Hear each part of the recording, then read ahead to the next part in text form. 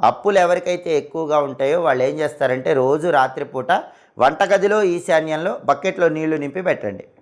ఉదయం నిద్ర లేచిన తర్వాత ఆ నీళ్లు మొక్కలో పోయండి. అప్పులు తగ్గిపోతూ ఉంటాయి. అలాగే బాత్రూంలో బకెట్లో సగం నీళ్ళు ఎప్పుడు ఉండకూడదు. పూర్తిగా బకెట్ నిండా నీళ్లు ఉండాలి. లేదా బకెట్ ఖాళీగా ఉంచితే ఖాళీ బకెట్ బోర్లా తిప్పి ఉంచాలి. అప్పుడే సంపద నిలబడుతుంది. అంతేగాని బకెట్లో సగభాగం నీళ్లుంటే సంపద అనేది ఎప్పుడూ కూడా మనకి సగమే వస్తూ ఉంటుంది.